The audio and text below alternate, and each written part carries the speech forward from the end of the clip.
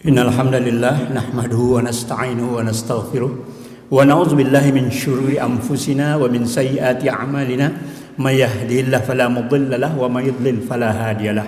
Asyhadu an la ilaha illallah wa asyhadu anna Muhammadan abduhu wa rasuluh. Allahumma shalli wa sallim ala nabiyyina Muhammadin wa ala alihi wa sahbihi ajma'in. Ittaqullaha haqqa tuqatih wa la tamutunna illa wa antum muslimun. Innamal ilmu 'indallah fa innama ana nazirun mubin. Faqala Allah ta'ala fil Qur'anil Karim, a'udzu billahi minasy syaithanir rajim. Qad aflahal mu'minun allazina hum fi salatihim khashi'un wallazina hum 'anil lagwi mu'ridun wallazina hum lizzakati fa'ilun. Jemaah Jumat yang insyaallah kita semua mendapatkan ampunan dan pertolongan dari Allah Subhanahu wa taala. Bersyukur kita kehadirat Allah karena sekarang kita termasuk orang-orang yang sedang diselamatkan oleh Allah dari pandemi Covid yang sedang merajalela ini di Indonesia pada hari ini. Bersyukur kita kepada Allah karena secanggih apapun alat yang kita punya, tidak akan mampu kita untuk menghitung berapa banyak nikmat yang telah kita terima dari Allah Subhanahu wa taala sejak kita sebelum dikandung oleh ibu kita. Salawat dan salam insyaallah senantiasa tercurah kepada junjungan kita Nabi besar Muhammad sallallahu alaihi wasallam beserta sahabat beliau dan kita semua yang mau mengikuti apa yang telah beliau tunjukkan, beliau ajarkan. Pembahasan kita pada Jumat kali ini adalah miskin dan suksesnya, dengan judul Sukses Lompati Kemiskinan. Kemiskinan adalah keadaan saat ketidakmampuan untuk memenuhi kebutuhan dasar seperti makan, pakaian, pendidikan, dan lain-lain, tempat berlindung. Jadi berbeda dengan fakir. Fakir adalah orang yang tidak punya apa-apa. Kalau orang miskin itu dia masih memikirkan apa yang akan dia makan nanti. Tapi orang fakir tidak ada. Apa yang mau dimakan sekarang pun tidak ada. Itu orang fakir. Kata miskin berasal dari kata sakana yang artinya adalah lawan daripada gerak, yaitu tenang. Orang miskin itu tenang setelah diam setelah bergerak ataupun diam tidak bergerak. Diam setelah bergerak. Ada 4 macam kemiskinan yang dikenal secara sosiologi dalam masyarakat. Itu kemiskinan struktural. Ini individu yang malas atau derita sosial dari masyarakat tertentu. Kemudian kemiskinan absolut, itu tidak mampu mencukupi kebutuhan pokoknya. Yang ketiga kemiskinan secara kultural, efek dari belenggu kemiskinan struktural sehingga jadi apatis atau pasrah saja. Yang keempat kemiskinan relatif. Nah, ini kemiskinan karena pengaruh kebijakan pembangunan, kebijakan-kebijakan sehingga relatif sekarang masyarakat Indonesia relatif sekarang sedang mengalami banyak kemiskinan, meskipun ada yang tidak masuk dalam kategori kemiskinan. Namun Buya Hamka mengatakan, ketika pintu rumahku diketuk oleh kemiskinan, aku buka jendela, aku melompat keluar. Menurut Buya Hamka ada 4 macam miskin yang menimpa umat. Namun yang populer biasa diketahui adalah miskin harta. Keempat miskin itu adalah, pertama miskin ilmu, yang kedua miskin iman, yang ketiga miskin akhlak, yang keempat barulah miskin harta. Jemaah salat Jumat yang insyaallah kita mendapatkan ampunan dari Allah Subhanahu wa taala. Pertama miskin ilmu. Ini mesti belajar membaca, menulis dan bertanya. Ada 3 pokok itu. Islam menghargai dengan tinggi derajat orang yang berilmu dan beriman. Tidak boleh bangga dengan kebodohannya. Mungkin ilmu dunia yang dikejarnya sudah diraih dengan prestasi tinggi, tapi ilmu akhiratnya, bahkan bacaan sholat saja dia tidak mengerti, tidak tahu apa yang dia baca. Ini keniscayaan terjadi di masyarakat kita. Sudah sekolah taman kanak-kanak, SD, SMP, SMA, bahkan kuliah universitas, S1, S2, S3, tapi ilmu agamanya, ilmu tentang akhirat masih masuk dalam kategori miskin atau minim. Nauzubillah. Sekolah di negeri mayoritas Islam ini hendaknya mengutamakan nilai-nilai Al-Quran, bukan justru pelajaran agama malah dikurangi. Almarhum Buya Yunahar Ilyas mengatakan pokok dari ilmu itu ada 3. Membaca, Iqra bismi rabbikal ladzi khalaq, membaca dengan nama Tuhan yang menciptakan kamu. Kemudian yang kedua, allazi 'allama bil qalam, Allah mengajarkan dengan tulisan. Sampai hari ini semenjak saya jadi khatib belum pernah saya lihat orang yang mencatat apa yang disampaikan oleh khatib. Padahal Allah katakan allazi 'allama bil qalam, Allah itu mengajarkan manusia dari tidak tahu menjadi tahu itu dengan tulisan. Malam ya'lam, yang tidak diketahui kemudian dia tahu, itu adalah dengan tulisan. Tidak ada yang mau mencatat, sehingga apa yang disampaikan oleh para khatib selama ini hanya lewat di speaker masjid saja. Yang kedua adalah miskin iman. Miskin iman itu rusak akidah. Bagaimana memperbaiki mindset yang ada dalam masyarakat miskin tentang ilmu, perlu diketahui kaidahnya. Ada yang tidak tahu rukun iman dalam masyarakat. Tapi rukun iman itu sendiri sekarang pun sedang terjadi pembatalan haji. Jadi rukun iman kelima sedang ada pembatalan. Itu karena pandemi. Nauzubillah. Insyaallah ke depan Allah menolong. Semoga lepaskan, jauhkan dari pandemi ini. Miskin iman, menurut Buya Yunahar dalam pengajian Cakrawala Al-Quran, beliau katakan al-imanu tasdiqun bil qalbi. Apa itu iman? Tasdiqun bil qalbi, membenarkan dengan hati, bukan dengan pikiran, bukan dengan kepala, bukan dengan otak.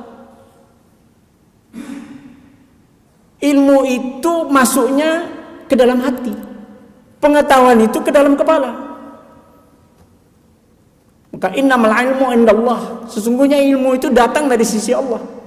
Kata beliau, ilmu itu ada 2 saja.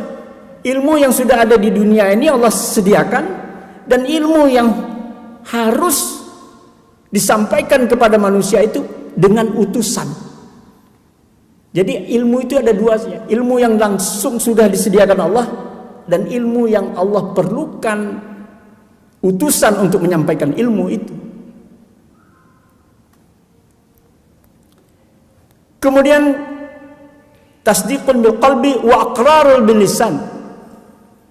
Iman itu harus diucapkan dengan lisan. Kalau masih ada yang sekarang sholatnya dalam hati, mungkin sholat sir, itu tidak mengikuti Al-Quran. Al-Quran katakan wala tajhar bi sholatika, surah Al-Isra 2 ayat sebelum terakhir. Wala tajhar bi sholatika wala tukhafid biha wabtaghi baina zalika sabila. Dan janganlah kamu mengeraskan bacaan salatmu, wala tukhafid biha, dan jangan pula kamu rendahkan serendah-rendahnya, wabtaghi baina zalika sabila, dan ambillah di antara keduanya. Maksudnya adalah kita sholat, bacaan sir kita itu terdengar oleh telinga kita sendiri. Jadi keluar lafaz itu, wa aqraru bil lisan, keluar dari lisan kita itu bacaan. Sehingga tidak lolos nanti sudah tahiyat awal apa belum ya? Karena telinganya tidak mendengar apa yang dia sebut. Kemudian wa amalu bil arkan, mengamalkan dengan anggota tubuh. Kita masih mengenal ada Islam KTP. Saya masih ketemu orang yang seperti itu, yang dia mengaku Islam, mengaku beriman, tetapi tidak melaksanakan sholat, tapi dia pergi umroh. Masih ada. Itulah masuk orang yang miskin iman. Yang ketiga, miskin akhlak. Lanjutan dari miskin ilmu, miskin iman, maka miskin akhlak. Kerusakan akhlak dimulai dari kerusakan akidah. Bebaskan mereka dari paham-paham liberalisme, paham komunisme, sekularisme, dan lain-lain paham yang merusak dalam Islam. Perbaiki dulu akhlak ulama. Iba' binafsih, baru kita bisa memperbaiki akhlak umat. Bagaimana memperbaiki akhlak para birokrat kita yang sudah sangat luar biasa.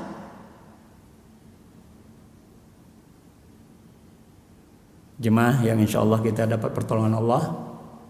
Kalau RT 1 diberitakan ada kemalingan, maka RT 2 dan RT 3 menjadi waspada.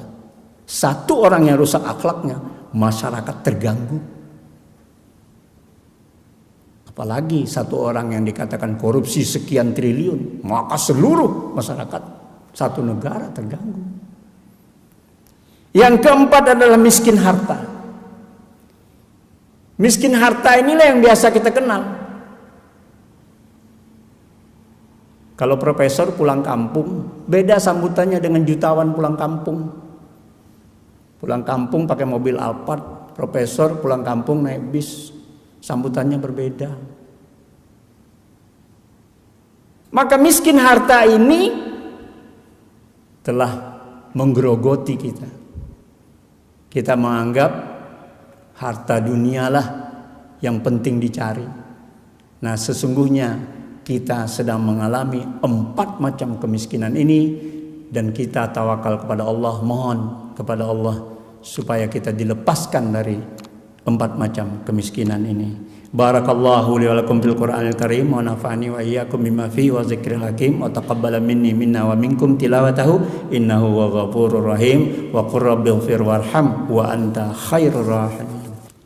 Alhamdulillahillazi lam yattakhiz wa lam yakul lahu syarikun fil mulk wa lam yakul lahu waliyyun minaz zulli wa kabbirhu takbira. Asyhadu an la ilaha illallah wa asyhadu anna Muhammadan abduhu wa rasuluh.